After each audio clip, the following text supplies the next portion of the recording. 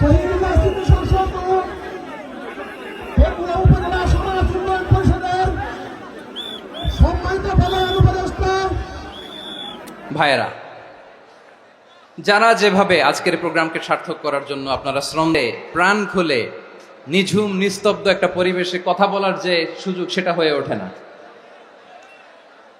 কিন্তু আমরা একটু কষ্ট করলে, একটু স্যাক্রিফাইস করলে এটা সম্ভব। আমি শুরুতে হাসতে যদি মেহেরবানি করে চুপ থাকতে পারেন, কয়েকটা কথা শেয়ার করবো ইনশাআল্লাহ। এইদিকে চুপ হয়ে গেছে মাশাআল্লাহ, এই দিকটাতেও আল্লাহর ওয়াস্তে। র্যাবের ভাইয়েরা কি পরিমাণে কষ্ট স্বীকার করেছে আমাকে এখানে উঠাতে, যে এটা বলে বোঝানোর মতো না। তো আমাদের দেশের ভাইয়েরা ইমোশনাল, আমাদের মাইন্ড ডিস্টার্ব হয়ে যায়। কিছু বুলেট পয়েন্ট সাজিয়ে নিয়ে আসছে, যেটা বলবো এটা ব্রেন থেকে হারিয়ে যায়, আর মনে রাখতে পারি না। জান নিয়েই তো টানাটানি, আমি মনে রাখবো কি? এটাই আপনারা চান নাকি? এটাই চান?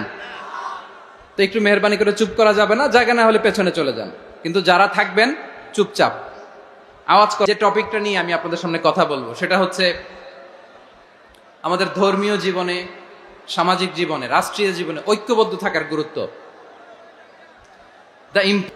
ডিসইউনিটি, অনৈক্য, বিভেদ, বিচ্ছিন্নতা আমাদেরকে কোথায় নিয়ে গিয়েছে। এই যে দেখেন কিছুদিন আগে,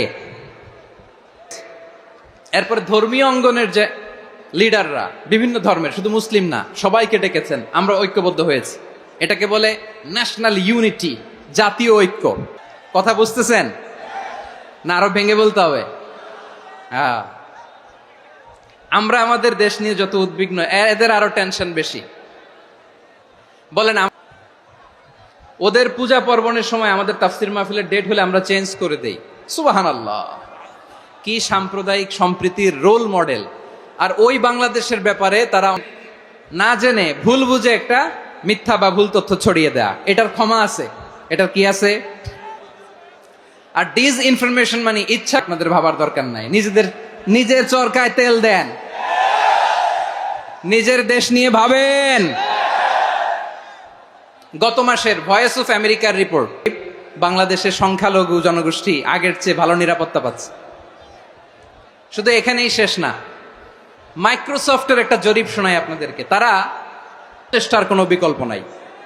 তাই আজকের আলোচনার ছোট্ট একটা টপিক আমি শিরোনাম ঠিক করেছি, আমাদের জীবনে, সমাজ জীবনে, ধর্মীয় জীবনে, রাষ্ট্রীয় জীবনে ঐক্যবদ্ধ থাকার গুরুত্ব।